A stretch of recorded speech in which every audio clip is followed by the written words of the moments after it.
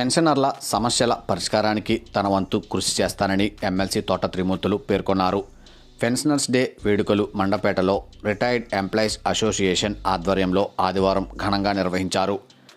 మండపేట నాలంవారి సత్రంలో retired employees association అధ్యక్షులు దేవల్ల సత్యనారాయణ అధ్యక్షతన ఈ కార్యక్రమం నిర్వహించారు. డిఎస్ నాకార జయంతి సందర్భంగా ఈ కార్యక్రమం నిర్వహించారు. కార్యదర్శి గోవిందరాజు వార్షిక నివేదిక సమర్పించారు.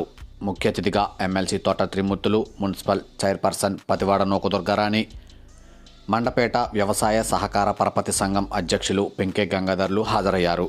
ఈ సందర్భంగా తోట మాట్లాడుతూ పెన్షనర్లు పడుతున్న ఇబ్బందులను గుర్తించి వారి సమస్యల పరిష్కారానికి తమ ప్రభుత్వం చేపడుతున్న అనేక కార్యక్రమాలను వివరించారు.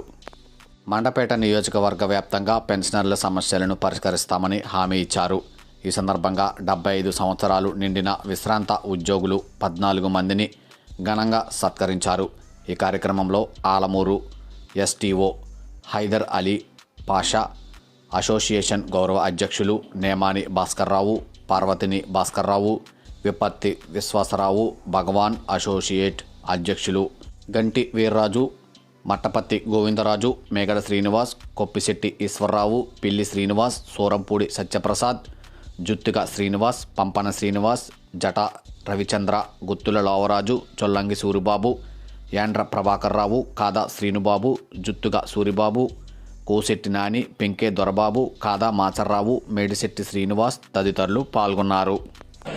మరి ఈరోజు పెన్షనర్స్ డే. ఈ పెన్షనర్స్ డేని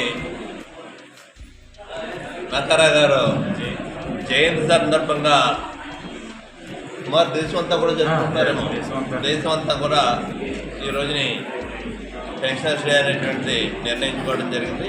ఆ సందర్భంగా ఇక్కడ ఈ సభను ఏర్పాటు చేసినటువంటి రిటైర్ ఎంప్లాయీస్ అందరికీ కూడా, ఉద్యోగస్తులకి ధన్యవాదాలు తెలుపుకుంటూ, వాళ్ళకు ఉన్నటువంటి సమస్యలు ఏదైతే ఎక్కడ ఈ మెండపేట పట్టణంలో ఒక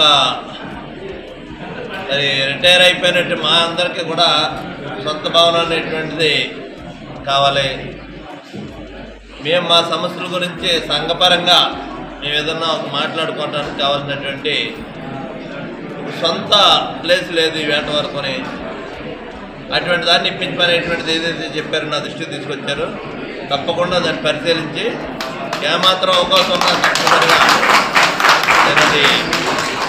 వాళ్ళు చెప్పినటువంటి విషయాన్ని కార్యరూపంలోకి తీసుకురావడం కోసం ప్రయత్నం చేస్తాను. ప్రస్తుతానికైతే విషయం మీద నాకు అవగాహన లేదు కాబట్టి కమిషనర్ని పిలిచి రేపు ఇదివరకు ఒక స్థలం ఏదో కేటాయించారంటున్నారు.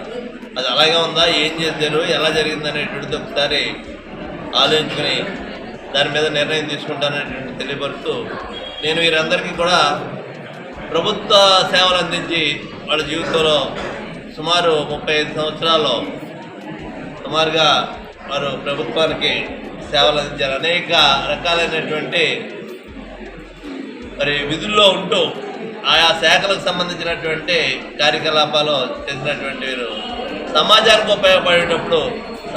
ఉపయోగపడేటువంటి విధంగా కూడా వారు అందరూ కూడా ఆలోచన చేయాలనేటువంటిది మనం చేశారు.